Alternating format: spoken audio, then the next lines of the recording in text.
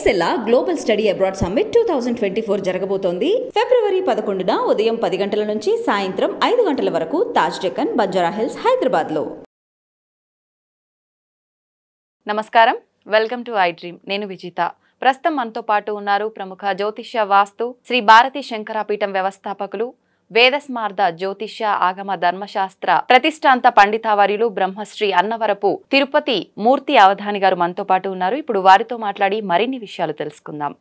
నమస్కారం గురుగారు. ఓం శ్రీ మహాగణాధిపతయే నమః. గురుగారు, ప్రతి ఒక్కరికి కూడా వాళ్ళు ఎటువంటి పొజిషన్లో ఉన్నా ఇంకా పై స్థాయికి వెళ్ళాలి అనే ఆలోచన ప్రతి ఒక్కరిలో ఉంటుంది గురుగారు. కానీ ఎన్ని ప్రయత్నాలు చేసినా, వాళ్ళు ఎంత హార్డ్ వర్క్ చేసినా పైకి ఎదుగుదల అనేది ఉండదు. అయితే ఉన్న స్థితి నుంచి ఉన్నత స్థితికి ఎదగాలంటే ఏం చేయాల్సి ఉంటుంది గురుగారు? కోపాలు రావంటే చెప్తా. మనము ఏంటి, మన పరిస్థితి ఏంటి, మనకు వచ్చే సంపాదన ఎంత అనేటువంటిది అనునిత్యము చూసుకుంటూ గడపాలి.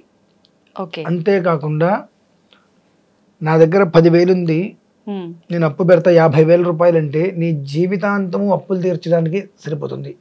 ఎక్కడ ఎదుగుతున్నావు నువ్వు ఇంకా అంటే మనం చిన్నది లాజిక్ ఆలోచించుకోవాలి. ఇవాళ ఒక 5 లక్షలు నీ దగ్గర ఉంటే 2 లక్షలు అప్పు పెట్టి కారు తీసుకో. మన దగ్గర ఉండేదే 1,00,000, 6 లక్షలు అప్పు పెట్టి కారు తీసుకుంటే 5 ఏళ్ళ పాటు అప్పు తీరుస్తూనే ఉంటాం.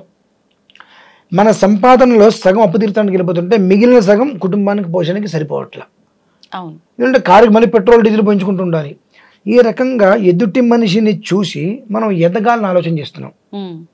ఈ ఎదగాలనేటువంటి తొందరలో ఏమవుతుందంటే అప్పుల పాలవుతున్నాం, అభాస్ పాలవుతున్నాము. ఎండ్ ఆఫ్ డే అనవసరమైన పనులు కూడా మనం చేస్తున్నాం. ఎదుగుదల కోసం కష్టపడు, ఖచ్చితంగా కష్టం నేను కాపాడుతుంది. ఎదగాలి అనే ఒక ఉద్దేశంతో అనవసరమైన పనులు చేస్తే అభాస్ పాలవుతాం. సినిమాకి వెళ్ళి, చిత్రం చూడడానికి వెళ్ళి అవన్నీ వేరే విషయం. కానీ ఎప్పుడు కూడా ఈఎంఐ ఒక రకంగా చెప్పాలంటే ఈఎంఐ అనేటువంటిది లేకుండా ఉన్నంత కాలము కూడా అతని జీవితంలో సుఖం అనేటువంటిది ఎక్కడికి పోదండి. 10 రూపాయలు సంపాదించినా సుఖంగా బ్రతకగలుగుతాడు, 1,00,000 రూపాయలు సంపాదించినా సుఖంగా బ్రతకగలుగుతాడు. ఎప్పుడైతే నీ స్థాయి దాటి నువ్వు ఏదైతే చేద్దాం అనుకుంటున్నావో సంపాదన సరిపోదు. సంపాదన ఎప్పుడైతే సరిపోదో కుటుంబంలో లేనిపోయినటువంటి కొత్త కొత్త సమస్యలు వస్తాయి. ఆ సమస్యలు అధిగమించడం కోసం అప్పు చేస్తావు, ఆ అప్పు తీర్చలేక ఇంకొక అప్పు చేస్తాం. ఇలా వెనక్కి తిరిగి చూస్తే ఒక 10 సంవత్సరాలు ప్రశాంతంగా ఉన్న జీవితం ఒక 2 ఏళ్లలో మొత్తం అతలాకుతలం అయిపోయింది. దాని నుంచి మనల్ని మనం నిలబెట్టుకోవాలంటే సామాన్యంగా ఒక 15 సంవత్సరాలు పడుతుందండి. ఎందువలన అప్పులు తీరాలిగా ముందు. అప్పులు తీరాలంటే ఏ స్థాయిలో నువ్వు కష్టపడాలి అంటే ప్రతిదానికి దేవుడు అనేటువంటిది తప్పండి. నేను దేవుడికి దండం పెట్టాను, నిన్ను ఎందుకు కాపాడతారు అసలు దేవుడు? ఎందుకు కాపాడాలి? ఆయనకి నువ్వు ఒక్కడివే ఉన్నావా? ఆయన ఏమైనా నిన్ను అప్పు చేసుకోమన్నాడు? కొంతమంది అంటారు కళ్ళగద్దుకొని పేకాటాడతారు ఉంగరాన్ని. దేవుడు ఉంగరాలు ఉంటాయి, చేసేది ఏదో పని తెలుసు, అదే మళ్ళీ దేవుని కళ్ళగద్దుకొని ఆడుతుంటారు. ఏంటంటే నాకు అనిపిస్తూ ఉంటుంది, మన జీవితం అనేటువంటిది గాలి బుడగ లాంటిది, తప్పని వెళ్ళిపోతుంది. ఇటు మనం మీరు సబ్బు నీళ్ళు ఉఫ్ అవుదండి, ఒక బుడగ వస్తుంది, మనం చూసేలోపే అటు ఇటు తప్పని వెళ్ళిపోతుంది. అటువంటి జీవితం మనది. ఈ ఉన్న కాసేపు ప్రశాంతంగా ఉండకుండా వాడిని చూసి పులిని చూసి నక్క వాత పెట్టుకుంటున్నట్టుగా వాడిని చూసి మనం ఎదగాలి. ఎదుగు, వాడిలాగా ఎదగాలనుకోవద్దు. నేను నాలాగా ఎదగాలి అంటే నన్ను చూసి ఇంకొక నలుగురు ఇన్స్పైర్ అవ్వాలి, దానికి నువ్వు సిద్ధపడు. అంతే తప్ప నేను ఒకరిని చూసినా ఎదగాలి అనుకుంటే వాడు ఏ రకంగా ఎదిగాడో నీకు తెలియదు, పుట్టుపూర్వోత్తరాలు నీకు తెలియవు. నువ్వు ఎదగటం కోసం అప్పు చేస్తూ ఉంటావు. నువ్వు ఎప్పుడైతే ఎదగాలని అప్పు చేస్తున్నావు ఇంక ఎక్కడ ఎదుగుతున్నావు? 10 కోట్ల రూపాయలు ఆస్తుందండి, 5 కోట్ల అప్పు ఉంది. నీకు డబ్బు ఉంది అనుకోవడానికి ఎట్లా? 5 కోట్ల అప్పు, 10 కోట్ల ఆస్తి. 5 కోట్లు ఉన్న ఇంకా అంటే అప్పుకు 5 కోట్ల పోతే మిగిలిన దగ్గర 5 కోట్లేగా లేదు అనుకుందాం. ఈ 10 కోట్ల ఆస్తులు 5 కోట్ల అప్పుకి నువ్వు నెల ఇంట్రెస్ట్ కట్టుకుంటూ వస్తే 2 నెలల్లో మొత్తం జీరో పోతుంది. నీ దగ్గర ఏముంది? ఈ 10 కోట్ల రూపాయలు పోయి మళ్ళీ నీకు అప్పు 5 కోట్లే మిగిలింది. కాబట్టి నిన్ను మార్చుకోవడానికి ప్రయత్నం చేయి. ఎంతవరకు అవసరం, ఏది అవసరం అనేటువంటిది మన మెంటల్గా మనల్ని మనము ఇది మనకు చాలు, సైకిల్ మీద వెళ్దాం, బస్సులో వెళ్దాం అనుకుంటాడు. అనుకునేవాడు మనకన్నా రూపాయి ఇస్తాడా? లేదు. మనం కష్టంలో ఉంటే గ్లాసులు మంచినీళ్ళు ఎవరు ఇవ్వరు. అవును గురుగారు. మన దగ్గర రూపాయి అంటే తినడానికి వస్తారు చుట్టూదా, అంతే. భజన బృందం అంటారు వీళ్ళని. చుట్టూగా వచ్చిన వాళ్ళు మనకు చిన్న కష్టం వచ్చిందంటే చిన్నగా పక్కకి తప్పుకుంటారు. అంటే ఒకవేళ రూపాయి అడుగుతాడేమో అని చెప్పి. అటువంటి వాళ్ళ గురించి మనం కష్టపడుతున్నాం. నువ్వు ఎవరి కోసం కష్టపడతావు? నీ భార్య కోసం కష్టపడు.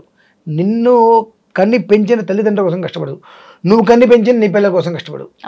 ఇంకో థర్డ్ పర్సన్ కోసం నువ్వు ఎందుకు కష్టపడతావు? వీళ్ళ గురించి నువ్వు నిజంగా ఆలోచిస్తే నీ కార్లు బంగ్లాల గురించి ఆలోచించవు.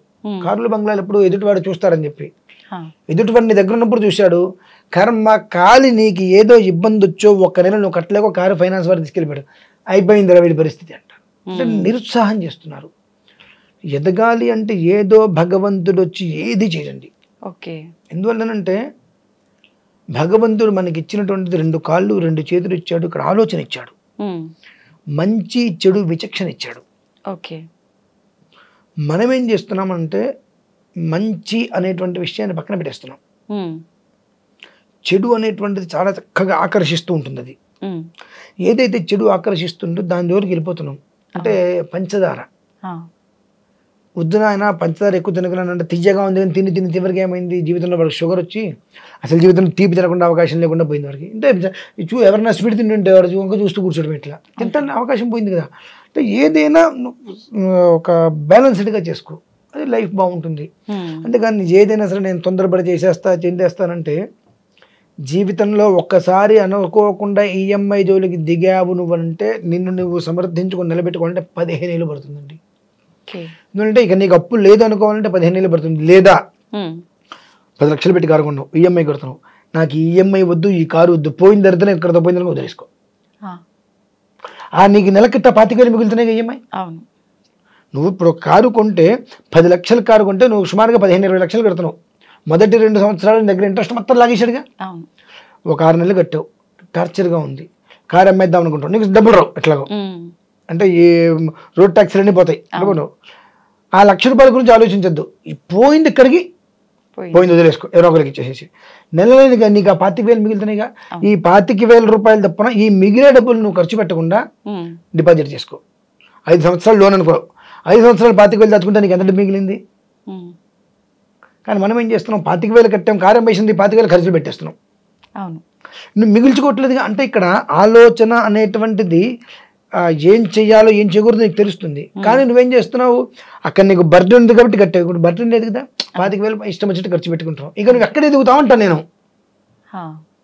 ఎదగడానికి హోప్స్ ఎక్కడున్నాయి నీకు? లేవు కదా. ఈ 25,000 నెలలో దాచుకుంటే సంవత్సరానికి 3 లక్షలు, 5 సంవత్సరాలకి 15 లక్షలు వచ్చినాయిగా. నీ కారు దరిద్రం పోయినా 15 లక్షలు నువ్వు దాని పేరు మీద దాచుకోగలిగావు, ఒక్క మెట్టు ఎక్కగలిగావు. ఈ 25,000 నువ్వు ఖర్చు పెట్టేస్తున్నావు అనుకో, ఈ 5 ఏళ్లలో నీకు మిగిలేదేం లేదుగా. ఎక్కడున్నావో అక్కడే ఉన్నావు. ఎదుగుదల ఏమైంది అంటే మనం సేవింగ్ ఎలా చేసుకోవాలో కూడా తెలియట్లా.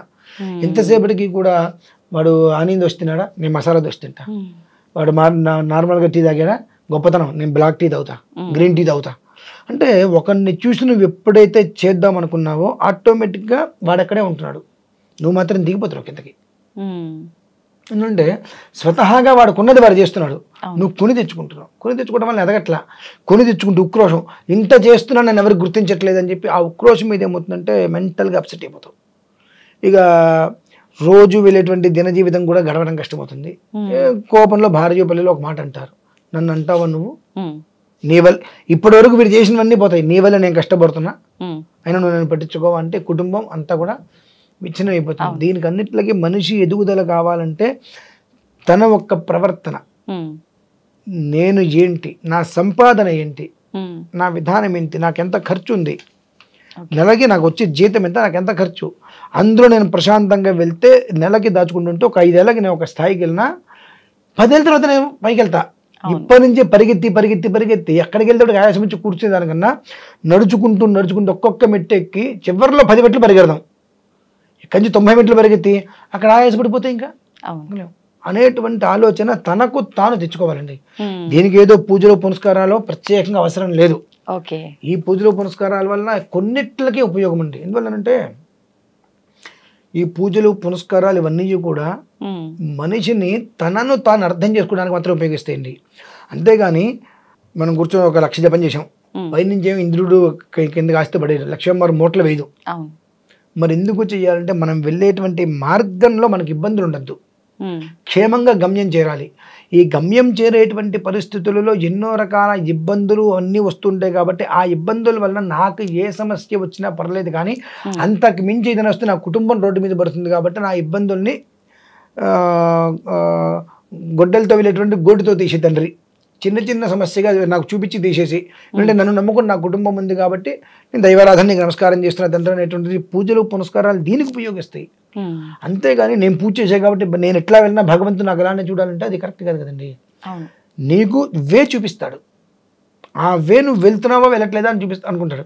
నువ్వు నాకు ఈ వే వద్దు ఈ వే వెళ్తాను అనుకో, నీ వెనక వస్తాడు ఆయన, నేను ఆపడు. నీకు దెబ్బ తగిలిన తర్వాతే నువ్వు వెనక్కి రావాలి.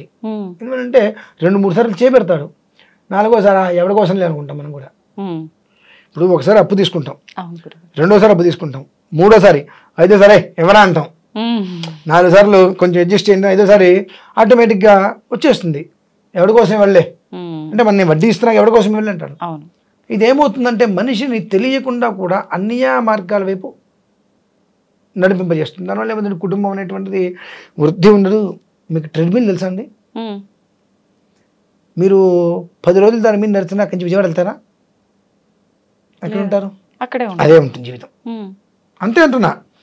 అంటే ఏంటంటే తన జీవితానికి ఏం కావాలి అనేటువంటిది తను ఒక నిర్ణయాత్మకంగా, అంటే భగవంతుడు మేధస్సు బుద్ధి ఇవన్నీ ఇచ్చాడు కాబట్టి ఆలోచించుకొని వ్యవహారం చేసుకోకుండా ఇష్టం వచ్చేది నేను తిరుగుతానైనా నన్ను భగవంతుడు కాపాడాలంటే ఆయన కాపాడకుండా చూస్తుంటాడు కనుక నీ ప్రయాణం 10 ఏళ్ళు చేసిన ఆ ట్రెడ్మిల్ మీద నడిచినట్టు అక్కడే ఉంటావు.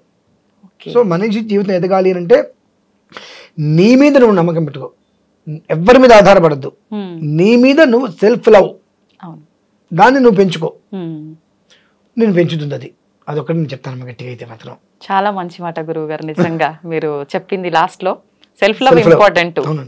నేను ఏదైనా చేయగలుగుతా అని ఒక ఆలోచన ప్రయత్నం నిజంగా చాలా మంచి విషయం గురువు గారు. థ్యాంక్ యూ అండి.